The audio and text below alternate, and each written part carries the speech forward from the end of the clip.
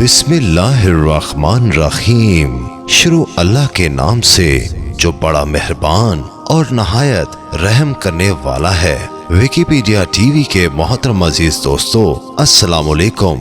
محترم ناظرین، بر صغیر پاک و ہند کے امام طریقت، رموز شریعت، صاحب کرامات حضرت داتا گنج بخش علی حجویری رحمۃ اللہ علیہ کی شخصیت کسی تعارف کی محتاج نہیں۔ آپ رحمۃ اللہ علیہ کا شمار اکابر اولیاء ہندوستان میں ہوتا ہے۔ آپ رحمۃ اللہ علیہ سے لاکھوں لوگوں کو ہدایت نصیب ہوئی اور انہوں نے اسلام قبول کیا۔ جناب مختوم کا اسم گرامی علی ہے۔ آپ کا خاندان حجویر میں رہتا تھا، جو غزنی سے بہت قریب ہونے کی وجہ سے اس کا ایک محلہ ہی سمجھا جاتا تھا۔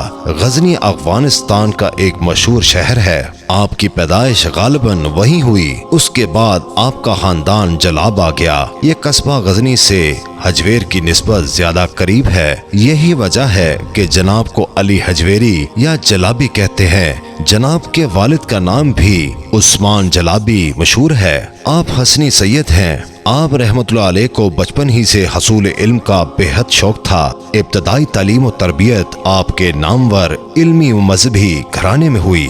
بعد میں آپ رحمت اللہ علیہ نے اپنے وقت کے جید علماء کی خدمت بابرکت میں رہ کر فیض حاصل کیا۔ حضور نبی کریم صلی اللہ علیہ وآلہ وسلم کی حدیث مبارکہ ہے، علم حاصل کرو چاہے تمہیں چین ہی کیوں نہ جانا پڑے۔ اس حدیث پر عمل کرتے ہوئے حصول علم کے لیے بغداد، فارس، مدائن، کوہستان، آذربائیجان، طبرستان اور خوزستان کا سفر اختیار فرمایا اور وہاں کے مشہور علماء و مشائخ سے فیضیاب ہوئے، جس کے بعد آپ کو تفسیر، حدیث و فقہ پر عبور حاصل ہو گیا۔ قرآن کریم میں اللہ تعالیٰ ارشاد فرماتا ہے، اے ایمان والو، اللہ سے ڈرو اور اس کی طرف آنے کے لیے وسیلہ تلاش کرو، پھر اسی اللہ کی راہ میں مجاہدہ کرو تاکہ تم فلاح پا سکو۔ بعد فراغت علوم ظاہری آپ رحمت اللہ علیہ نے پیر کامل کی تلاش شروع کر دی۔ پھر آپ رحمت اللہ علیہ کی ملاقات سلسلہ جنیدیہ کے جلیل القدر روحانی بزرگ حضرت شیخ ابو الفضل محمد بن حسن خطری رحمت اللہ علیہ سے ہو گئی، جن کے دست حق پرست پر آپ رحمت اللہ علیہ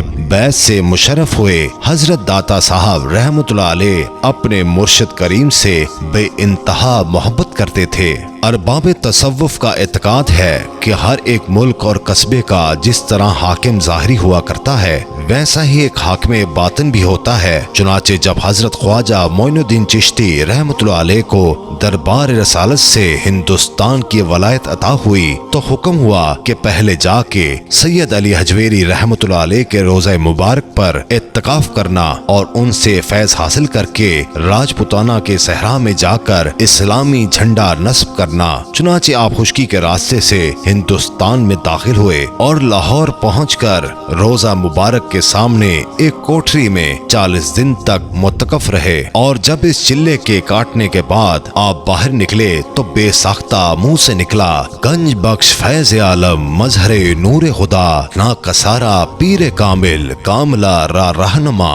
عام لوگ خیال کرتے ہیں کہ گنج بخش کا خطاب اس شعر سے شروع ہوا، حالانکہ آپ نے اپنی تصنیف کشف الاسرار میں لکھا ہے، اے علی تجھے حلقت گنج بخش کہتی ہے اور تو ایک دانہ بھی اپنے پاس نہیں رکھتا۔ اس بات کا خیال کہ مخلوق تجھے گنج بخش کہتی ہے ہرگز دل میں نہ لا، ورنہ محض دعویٰ اور غرور ہوگا۔ گنج بخش یعنی خزانہ بخشنے پر قادر تو وہی ذات پاک ہے، اس کے ساتھ شرک نہ کرنا ورنہ تیری زندگی تباہ ہو جائے گی۔ بے شک وہ اکیلا خدا ہے جس کا کوئی شریک نہیں۔ اس سے صاف ظاہر ہے کہ اس وقت کی عوام بھی آپ کو اسی لقب سے یاد کرتے تھے۔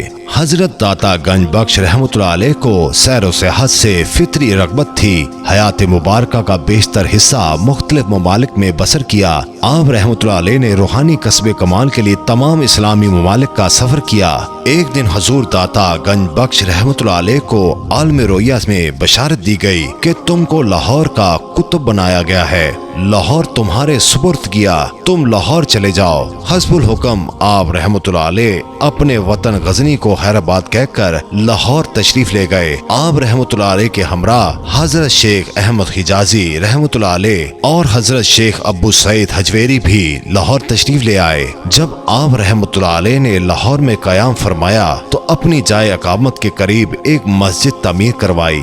शहजादा दारुल शिकवा ने सफीनतुल औलिया में तहरीर किया है, जो मस्जिद आप रहमतुल्लाह अलैह ने तामीर करवाई उसका मेहराब दूसरी मस्जिद की निस्बत जनूब की तरफ माइल था। उस वक्त के उलमा ने उस पर एतराज किया कि किबला सही नहीं। आप रहमतुल्लाह अलैह ने उलमा कराम को दावत दी और खुद इमाम बनकर नमाज पढ़ाई। नमाज के बाद आप रहमतुल्लाह अलैह ने हाज़रीन मस्जिद से फरमाया कि अब देखो काबा किस सिमत है। तमाम हिजाबात दरमियान से उठ गए और काबा सामने नजर आने लगा। गर्ज ये किबला को सामने देखकर तमाम उलमा ने माजरत कर ली और इस करामत की वजह से आप रहमतुल्लाह अलैह की शोहरत दूर दूर तक फैल गई।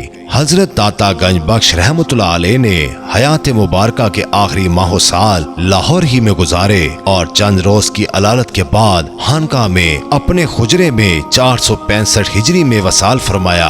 आप रहमतुल्लाह अलैह की नमाज जनाजा आप रहमतुल्लाह अलैह के खलीफा हजरत शेख हिंदी रहमतुल्लाह अलैह ने पढ़ाई। लाहौर में आपका मजार आज भी मौजूद है और आज भी लाखों इंसान आप रहमतुल्लाह अलैह के दरबार आलिया पे हाजिरी देते हैं और अल्लाह की रहमत से फैज़याब होते हैं। अल्लाह ताला हम सबको बुजुर्गाने दीन के नक्शे कदम पर चलने की तौफीक अता फरमाए। आमीन सुम आमीन।